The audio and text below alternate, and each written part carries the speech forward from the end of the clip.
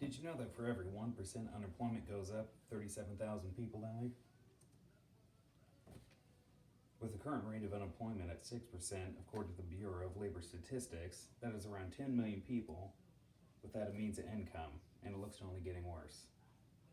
We used to wage war on poverty, not poor people, and in this pandemic we have already implemented a solution to alleviate some of the burden, to give people a stimulus check to help them along.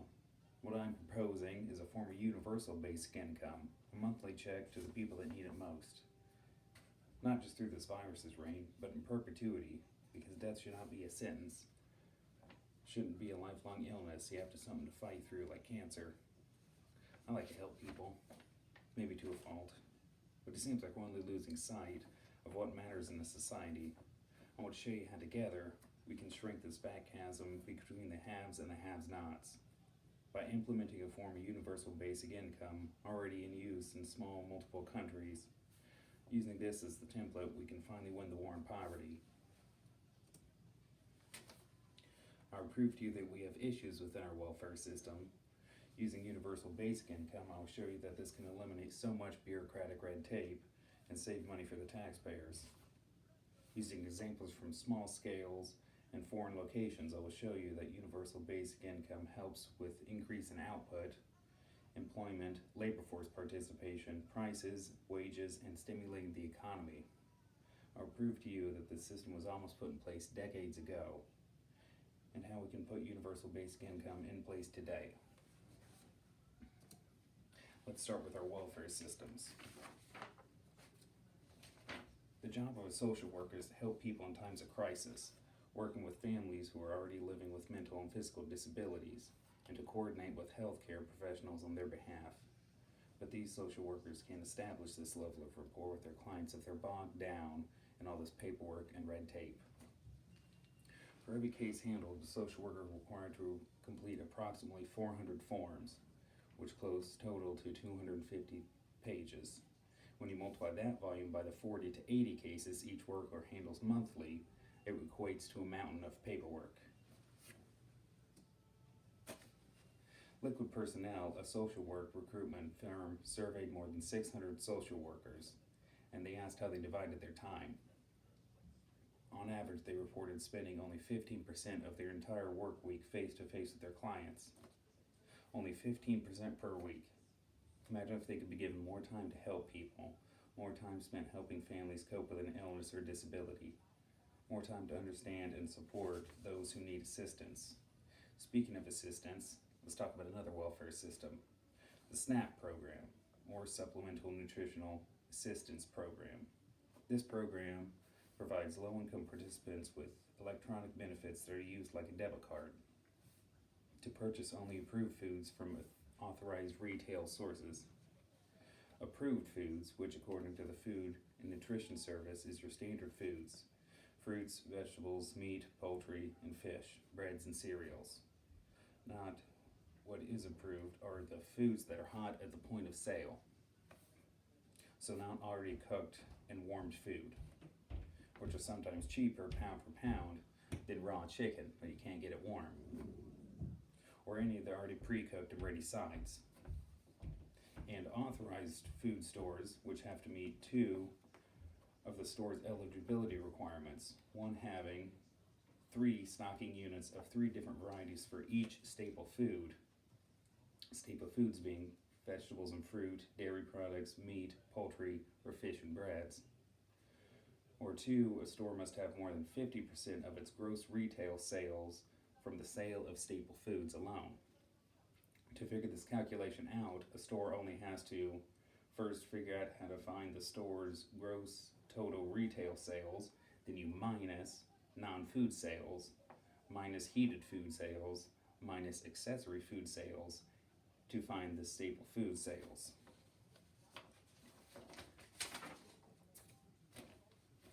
My point is this is a lot of runaround. My point being that if a person is trying to stretch their dollar as far as they can, wouldn't they already know the best place to spend it? Do we need all this bureaucratic red tape, and do we need to tell them how to spend their money? In May of 2009, Broadway, a London-based homeless charity, selected 7 homeless for a study, a personalized budget of £3,000. How they spent it was up to them. The only question was asked is, what do you need? What they spent it on was simple things. They needed a telephone, a dictionary, a hearing aid. Each one had their own idea of what they needed. After 1 year, they only averaged £800 spent per person. A year and a half later, 7 of the 13 had a roof over their head, and 2 more were about to move into their own apartment. They were enrolled in classes, visiting their families, and making plans for the future. The true cost of the whole experiment was only around £50,000, which includes the social workers' wages. When the original 13 homeless were out in the streets, it was estimated at a total of £400,000 or $650,000 US spent every year between police expenses, court costs, and social services. Not only did this experiment cut costs considerably, but it also reduced police involvement, it helped some people out, it finally put to rest the old myth that poor people are just lazy and can't handle money. To quote The Economist when they saw the story, sometimes the most effective way to spend money on homeless might just be to give it to them. But sure, 7 people might seem like a small group size. To be the base for something I want to implement for the entire country, we would need a bigger sample size to really gauge the effectiveness of universal basic income. Dauphin, Canada, 1974. This town was chosen as the base for the most ambitious social experiment to ever take place in Canada.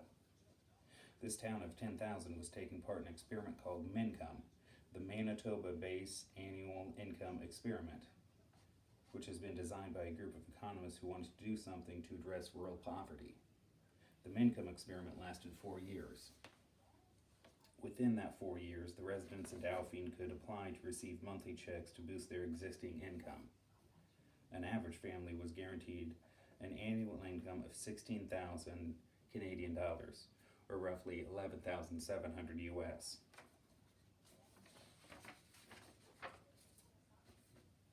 During the experiment, rates of hospitalization fell 8.5%, improvements in mental health rose, and the number of children completing high school rose. To quote Sharon Wallace, who was 15 when the experiment began, it wasn't a case of getting money to live and do nothing. They set a level for how much a family of 3 or 4 needed to get by. You applied showing how much you were making, and if you didn't meet the threshold, they would give you a top-off. The MINCOME experiment also showed that employment rates stayed the same throughout those 4 years. In a town of 10,000 with guaranteed income coming in, they still went to work, even applying for more full-time jobs. That could have the potential for more advancement. They weren't being lazy or bad with their money, and many of the residents opened small businesses during that time. Even in the United States, we're already trying to implement small pilot programs of universal basic income. The mayors of Los Angeles, Oakland, Tacoma, Washington, Newark, New Jersey, St. Paul, Minnesota, Jackson, Mississippi, and Shreveport, Louisiana have joined a coalition advocating for universal basic income. Mayors for a Guaranteed Income was founded by Michael Tubbs, the mayor of Stockton, who launched one of the first guaranteed income pilots in the U.S. To quote from their website, cash is the simplest yet most powerful way to do the most good for the most people in these uncertain times. So where would all the money come from if we implemented this program? Well, for starters, if we're eliminating unnecessary welfare systems like the SNAP program, which alone costs $85.6 billion every year, we could take that money and funnel it into the Universal Basic Income Fund and redirect the social workers from that program and have them work alongside others that still provide care and support for the people who need it. Give Directly is a non-for-profit and is leading the world's largest and longest term experiment to date. It has already distributed millions of dollars to 20,000 individuals living across 197 villages in Kenya alone as part of a 12-year study of the effects of universal basic income.